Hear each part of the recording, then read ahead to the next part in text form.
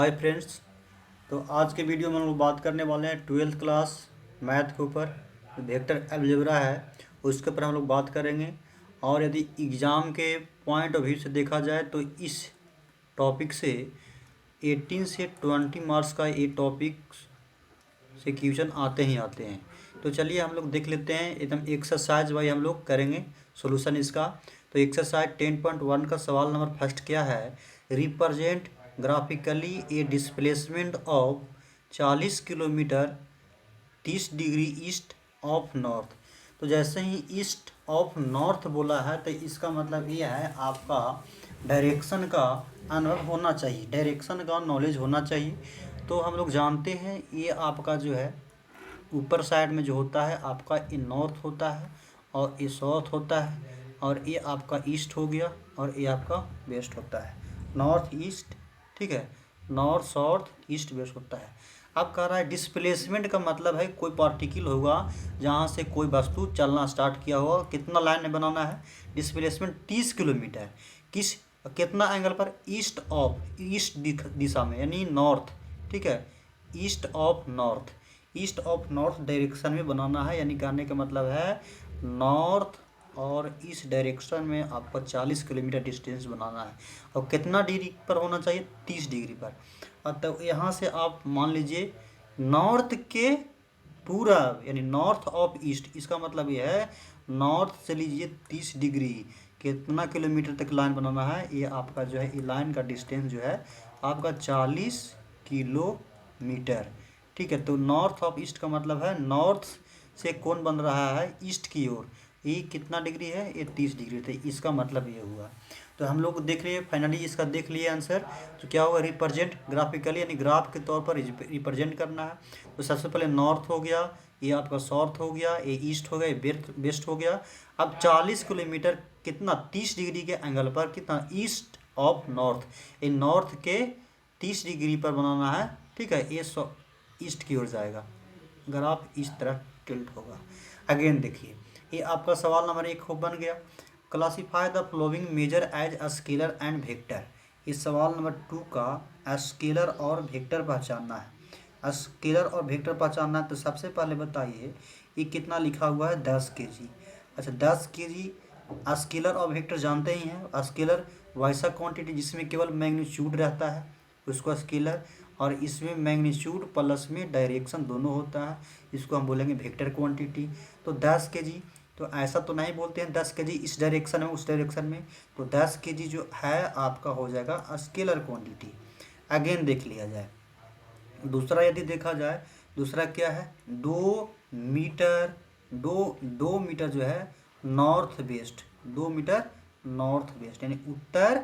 ठीक है, उत्तर पश्चिम की ओर जो है 2 मीटर जाना है। तो इसका कैसे बनाएंगे? ग्राफ में यदि बनाया जाए तो ऐसे बना सकते हैं, ये नॉर्थ हो गया, ये साउथ हो गया, ये ईस्ट हो गया और ये आपका जो है वेस्ट हो गया। तो 2 मीटर नॉर्थ और वेस्ट, नॉर्थ और वेस्ट यानी इस डायरेक्शन में। तो 2 मीटर जो बता रहा है ये आपका मैग्नीट्यूड की बात बोल रहा है कि जो 2 मीटर जो है ये आपका 2 मीटर मैग्नीट्यूड है। लेकिन यहाँ पर डायरेक्शन की बात भी बोल रहा है, किस डायरेक्शन में? तो नॉर्थ और वेस्ट डायरेक्शन में। तो ये मैग्नीट्यूड प्लस डायरेक्शन दोनों की बात बोल रहा है। तो ये कैसा क्वांटिटी हो जाएगा? तो ये आपका हो गया वेक्टर क्वांटिटी। अब सवाल नंबर 3 देखा जाए। सवाल नंबर 3 आपका क्या है? सवाल नंबर 3 है 40 डिग्री। अच्छा जितना भी एंगल रहे, एंगल की बात करें तो ये हमेशा के हमेशा ये स्केलर क्वांटिटी होता है, याद रखिएगा। अच्छा चौथा सवाल क्या है? वाट, 40 वाट। अच्छा वाट किसका मात्रक है? तो देखा जाए ये फिजिक्स का पॉइंट है। ठीक है, जूल्स, जूल प्रति सेकेंड को हम लोग बोलेंगे वाट। और जूल क्या है? तो जूल कार्य का यूनिट होता है। ठीक है, अब सेकेंड क्या है? सेकेंड तो ये फंडामेंटल क्वांटिटी के अंतर्गत आता है, टाइम का यूनिट होता है। तो ओवरऑल यदि वाट देखा जाए तो ये स्केलर क्वांटिटी होगा यानी अदिश राशि के अंतर्गत आएगा। वाट क्या है? तो ये आपका हो गया स्केलर क्वांटिटी। ये कैसा क्वांटिटी है? स्केलर। अच्छा कुलाम, कुलाम के 5वां पॉइंट यदि देखा जाए, 5वां पॉइंट के बारे में देखा जाए, कुलाम किसका मात्रक है? तो ये जो कुलाम है बाबू, कुलाम आपका जो है आवेश का मात्रक है। किसका मात्रक है? ये आवेश का मात्रक होता है, चार्ज का मात्रक। ठीक है। और चार्ज होता है अदिश राशि होता है, इसीलिए ये हो जाएगा स्केलर क्वांटिटी। कैसा क्वांटिटी? ये स्केलर क्वांटिटी। अब देखिए 20 मीटर प्रति सेकेंड स्क्वायर, तो यहाँ से यूनिट इसका पकड़िए। जो यूनिट जो है ये एक्सेलरेशन का यूनिट है, यानी त्वरण का। और त्वरण कैसा क्वांटिटी होता है? तो ये त्वरण जो है आपका वेक्टर क्वांटिटी के अंतर्गत आता है। तो यहाँ से हम लोग देख लिए 6 सवाल, ठीक है। स्केलर वेक्टर पहचान सकते हैं इजी से। अगेन देखिए, अगेन सवाल नंबर 3 क्या है? Classify the following scalar and vector quantity. आगे हम लोग देखेंगे, इसमें नहीं दिया है, चलिए। स्केलर एंड वेक्टर, तो आप इसे स्क्रीनशॉट ले लीजिएगा। थोड़ा इरेज कर देते हैं इसका।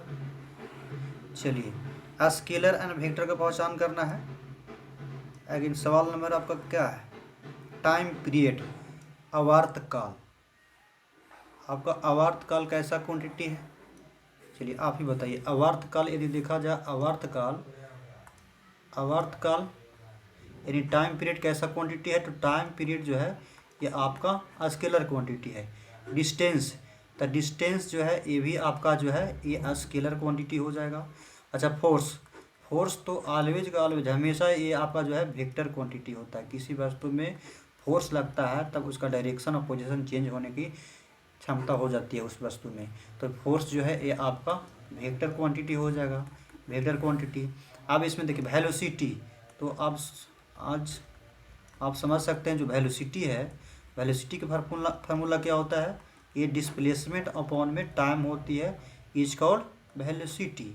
तो वेलोसिटी जो होता है ये वेक्टर क्वांटिटी के अंतर्गत आते हैं, तो वेलोसिटी भी वेक्टर क्वांटिटी हो गया। ये हो गया वेक्टर। अब वर्क डन, वर्क डन का मात्रक क्या होता है? वर्क डन, तो वर्क डन क्या होता है थोड़ा सा देखा जाए। जो वर्क डन होता है इसका जो फार्मूला होता है फोर्स इंटू डिस्प्लेसमेंट को बोला जाता है वर्क डन। और फोर्स का मात्रक न्यूटन, और डिस्प्लेसमेंट को मीटर में, और न्यूटन मीटर को क्या बोला जाता है? ये जूल बोला जाता है, न्यूटन मीटर को जूल बोला जाता है। अच्छा, एक नोट पॉइंट में आप चाहे तो लिख सकते हैं, ये नोट पॉइंट में आप चाहे तो लिख सकते हैं जिस भी क्वांटिटी का, ठीक है, कोई भी यदि क्वांटिटी है और उस क्वांटिटी का मात्रक यदि जूल है, जिस भी क्वांटिटी का मात्रक जूल हो गया तो ये स्केलर क्वांटिटी के अंतर्गत आते ही हैं, ये फिक्स है, ठीक है। कोई भी क्वांटिटी रहे उस जिस क्वांटिटी का मात्रक मतलब कि जूल है वो स्केलर क्वांटिटी के अंतर्गत आएंगे, ठीक है। अगेन देख लिया जाए, ये सवाल नंबर 3 हो गया। अब 4 नंबर देखिए, कह रहा है फिगर 10.6 में इन स्क्वायर दिया हुआ, आइडेंटिफाई द फॉलोइंग वेक्टर। कौन सा वेक्टर है और कौन सा स्केलर है उसको पहचानना है। तो सबसे पहले देखा जाए को इनिशियल का मतलब क्या होता है भाई? को इनिशियल का मतलब है जिसका स्टार्टिंग पॉइंट, जिसका इनिशियल पॉइंट यदि बोला जाए, जिसका इनिशियल पॉइंट जो है सेम रहना चाहिए, वैसा वेक्टर जिसका इनिशियल पॉइंट सेम हो, यानी जहाँ से स्टार्ट करे उसका इनिशियल पॉइंट सेम रहे। देखिए तो ए वाला पॉइंट को पकड़िए, ये बेचारा ए से इधर भाग रहा है और यही वेक्टर ए से डी भाग रहा है, तो इसका स्टार्टिंग पॉइंट क्या सेम है कि नहीं?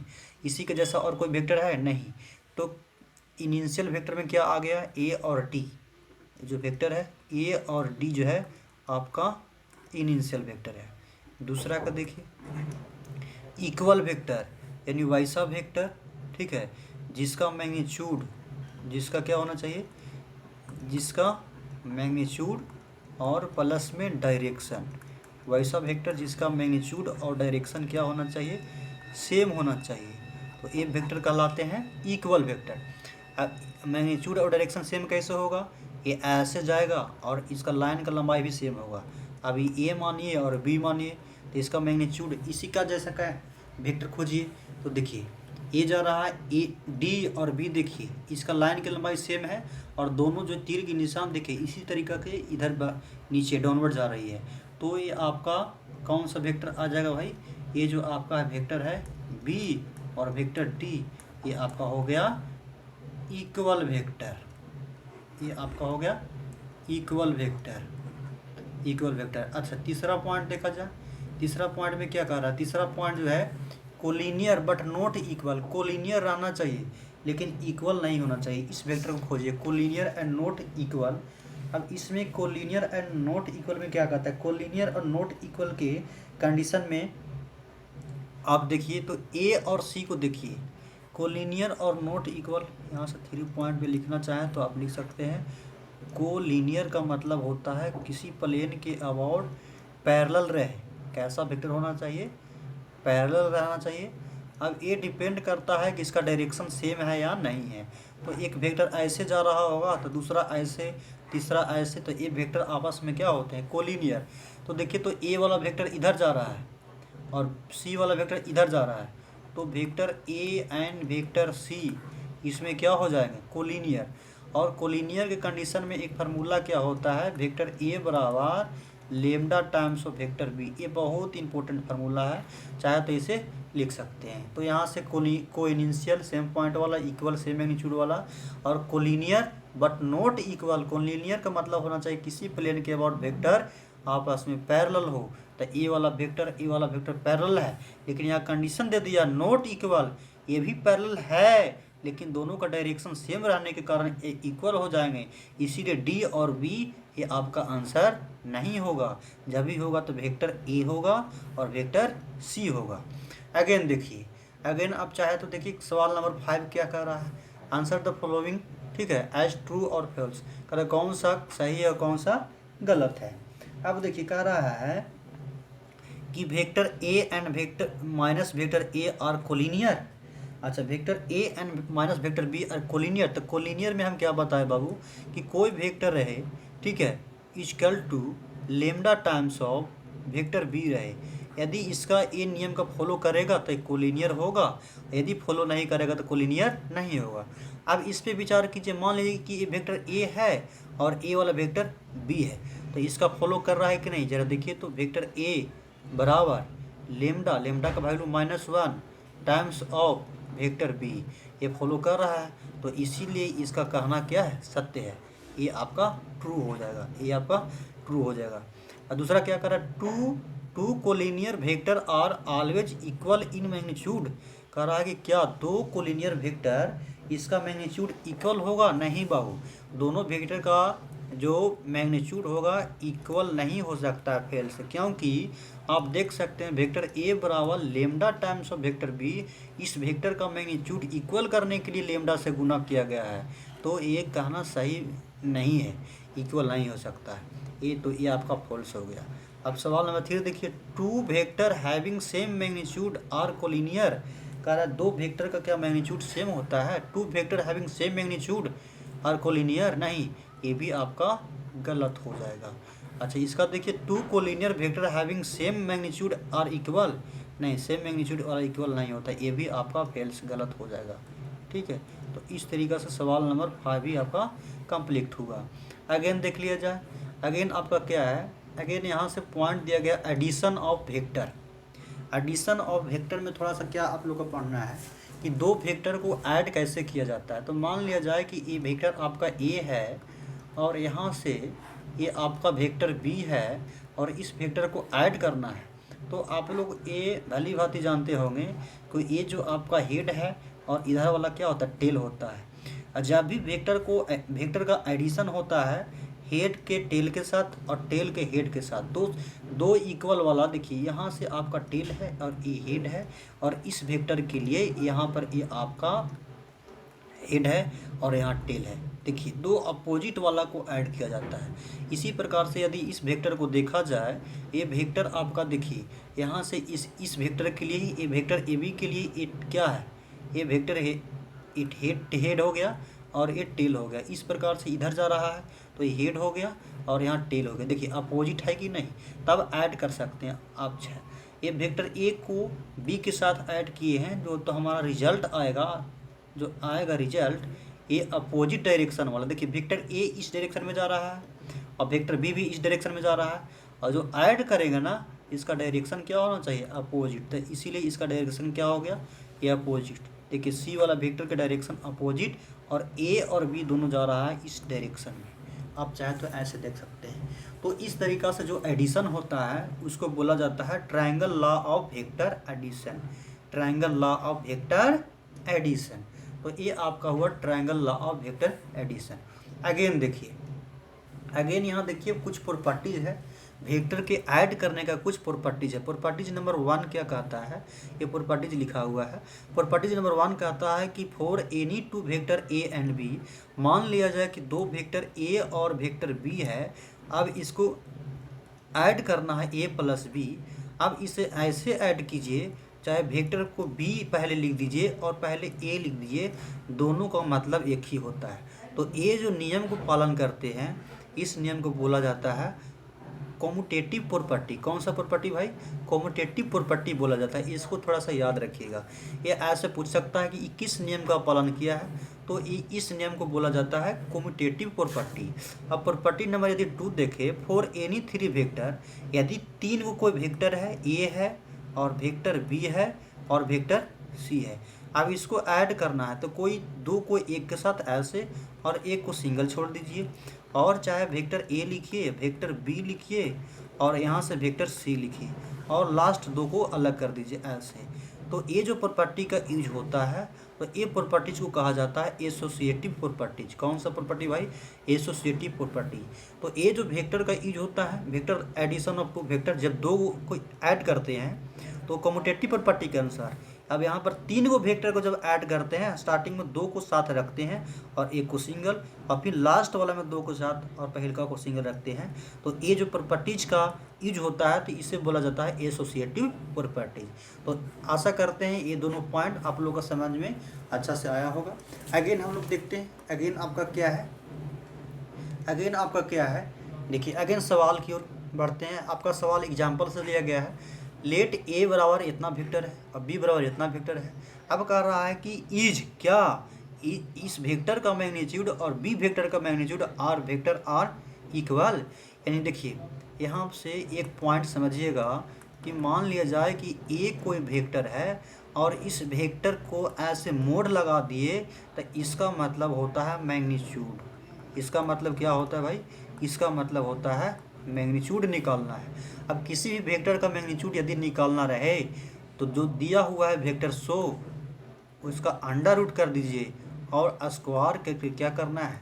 स्क्वायर करके ऐड कर देना है, तो ये आपका निकल जाएगा वेक्टर का मैग्नीट्यूड। तो कह रहा है कि वेक्टर ए बराबर दिया हुआ है और वेक्टर बी बराबर भी दिया हुआ है। तो वेक्टर ए बराबर, चूँकि अब देखिए वेक्टर ए बराबर कितना दिया हुआ है?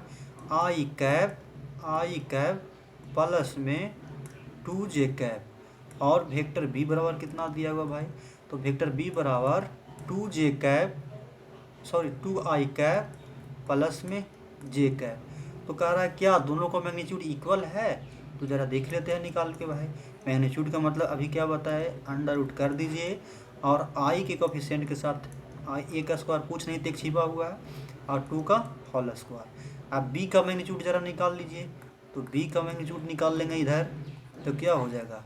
2 का स्क्वायर और प्लस में कुछ नहीं तो 1 का स्क्वायर, तो बराबर कितना हो जाएगा? a√5 हो गया।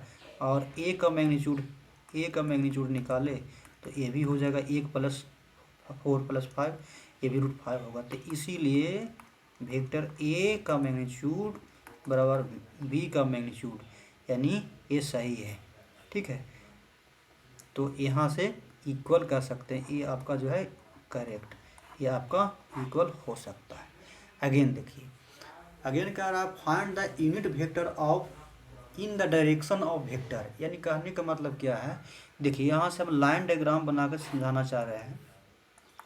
यूनिट वेक्टर निकालना है, तो अभी पीछे जस्ट बताएं कि मान ले जाए कोई वेक्टर ए है, यूनिट वेक्टर को हम ए कैप से डिनोट करते हैं और इसका फार्मूला होता है जो दिया हुआ वेक्टर 100 और इस वेक्टर का मैग्नीट्यूड से क्या कर देना है? डिवाइड कर देना है, तो ये आपका निकाल करके आएगा यूनिट वेक्टर।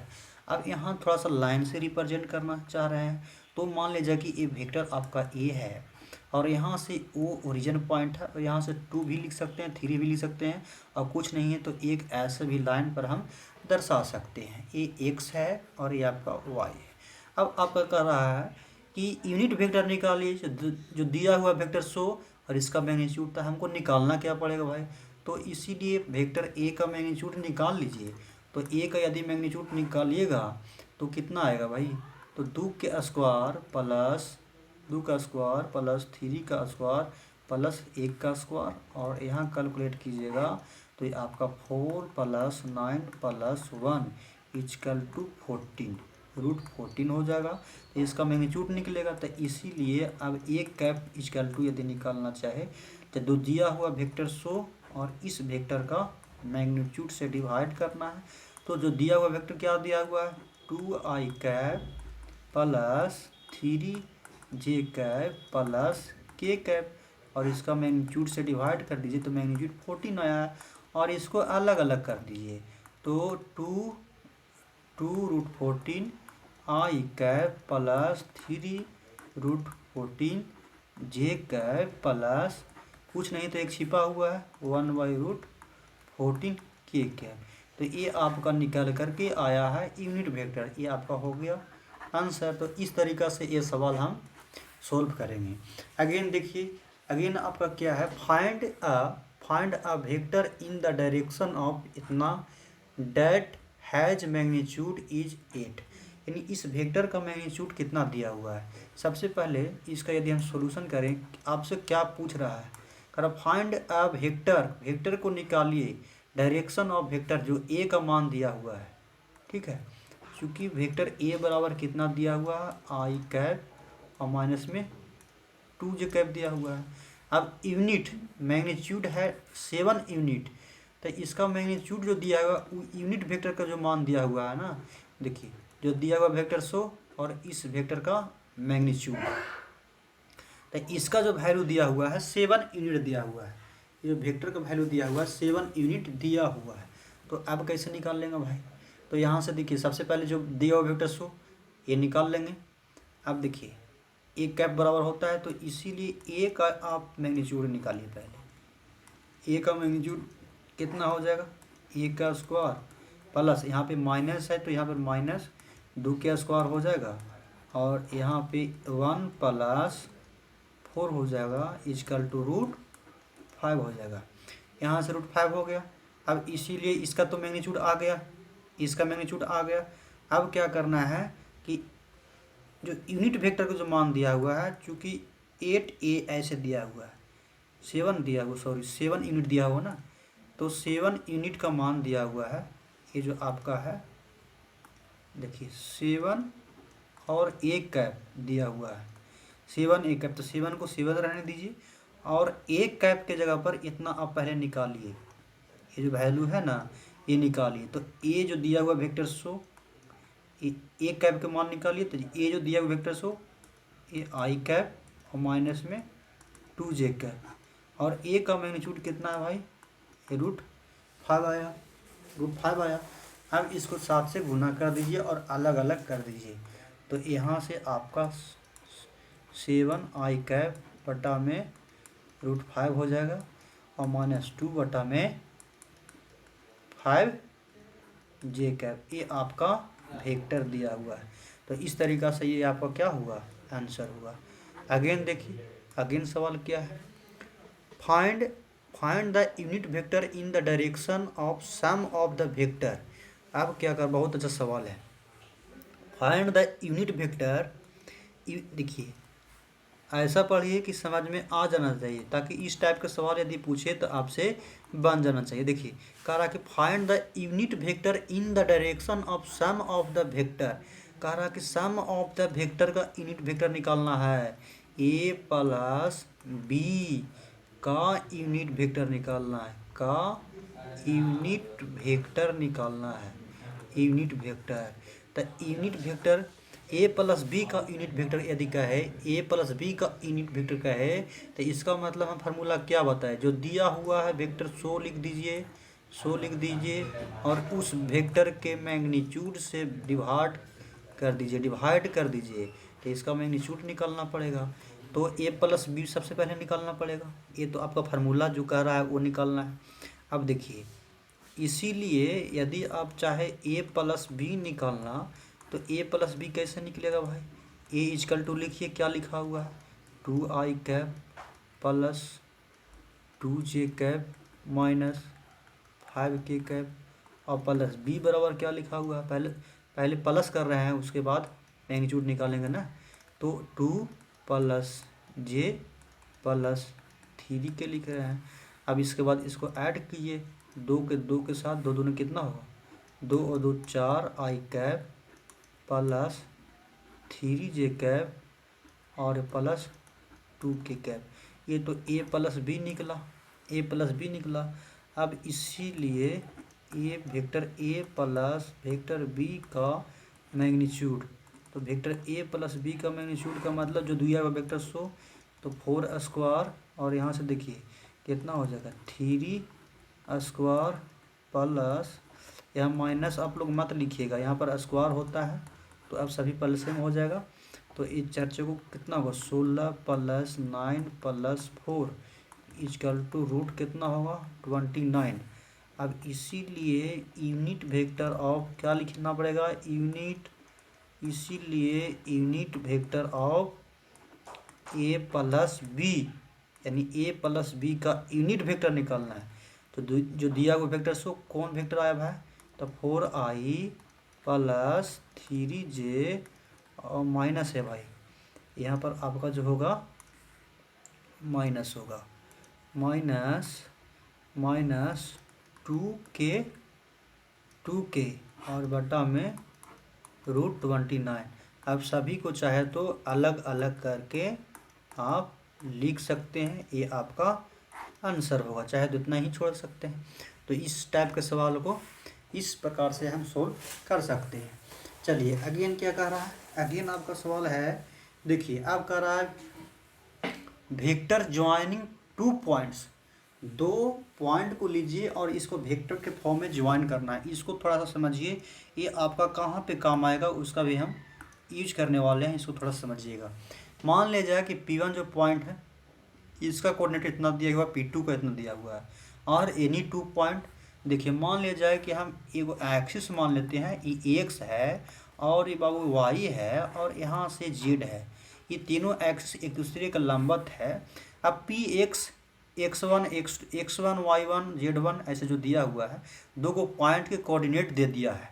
अब इसको क्या करना है, मान लीजिए कि यहाँ से यहाँ तक 2 लाइन ही है और ए वाला पॉइंट को P बोल रहे हैं और ए वाला पॉइंट को Q बोल रहे हैं, और इसका दे दिया है 1 2 3 और इसका दे दिया 4 5 और 6। अब कोऑर्डिनेट दिया है, वेक्टर के फॉर्म में नहीं दिया है, तो ये पॉइंट के सहायता से हम इसे वेक्टर के रूप में हम निकाल सकते हैं। अब बात रहा है कैसे निकाल सकते हैं भाई, तो यहाँ यदि P से Q की ओर ऐसे जाएं, वेक्टर P से Q की ओर जाएं, तो यहाँ से क्या करेंगे, ओरिजिन से डॉट डॉट डॉट करके ऐसे मिलाएंगे और यहाँ से ऐसे करके डॉट डॉट करके ऐसे मिलाएंगे। यदि साफ लैंग्वेज में यदि बोला जाए, यदि P से लेके Q वेक्टर आप निकालना चाहे तो क्या करेंगे, कहाँ से स्टार्ट हो रहा है, देखिए यहाँ से लास्ट वाला में से, देखिए ये आपका इधर से इधर जा रहा है, तो आपका ये हेड है और ये आपका टेल है, तो फाइनल में से इनिशियल को घटाना है। लास्ट तो यही ना है, लास्ट आपका ये है, तो P से Q की ओर जा रहा है। तब यदि हम ऐसा बोले कि पॉइंट जो है P जो है P से Q की ओर ऐसे तीर के निशान ऐसे रहता, तो फाइनल पॉइंट तो यही सब रहता 4 5 6, तो 4 में से 1 को, देखिए सेम डिजिट वाला यहाँ देखना है, इस 4 में से 1 को घटा लेते और यहाँ लिखते आई कैप, ठीक है, आई कैप। उसी प्रकार से 5 में से दूसर का डिजिट वाला देखिए यहाँ पे, दूसर का डिजिट यहाँ पे, तो 5 में से 2 को घटा लेंगे और यहाँ लिखेंगे जे कैप। इसी प्रकार से प्लस 6 में से 3 को घटा लेंगे और इसके बाद लिखेंगे के कैप। अब पी क्यू यदि वेक्टर निकालना है तो कुछ नहीं करना है, सभी में अगर देखिएगा घटा करके तो 3 3 ही आएगा, तो 3 आई कैप प्लस में 3 जे कैप प्लस में 3 के कैप। तो इस प्रकार से हम वेक्टर को हम वेक्टर फॉर्म में हम पॉइंट को हम बना सकते हैं। अब यदि इसका मैग्नीट्यूड निकालने बोले तो इस वेक्टर का मैग्नीट्यूड ऐसे कर दीजिए और इसको क्या करना है, अंडर रूट करके सभी को स्क्वायर करके क्या करना है, ऐड कर देना है। ऐड कर, इसका मतलब ये हुआ 3 का स्क्वायर 3 का स्क्वायर 3 का स्क्वायर, तो कितना हुआ 3√3 आएगा, 27 करेंगे तो इस प्रकार से यदि कोई 2 पॉइंट दिया हुआ है, 2 पॉइंट दिया हुआ है, तो यहाँ से देखिए ये आपको इस पर विचार करना है कि जो कहाँ इनिशियल है कौन फाइनल है। तो यहाँ तीर के निशान, तो ये हेड है और ये आपका टेल है, लास्ट वाला में से पहिलका को घटाना है। तो यहाँ से x2 में से x1 को घटाए, यहाँ लिखे हैं i1। देखिए यही इसी प्रकार से यहाँ पे लिखा हुआ होगा, x2 में से इसको घटाएं, और इसको घटाएं।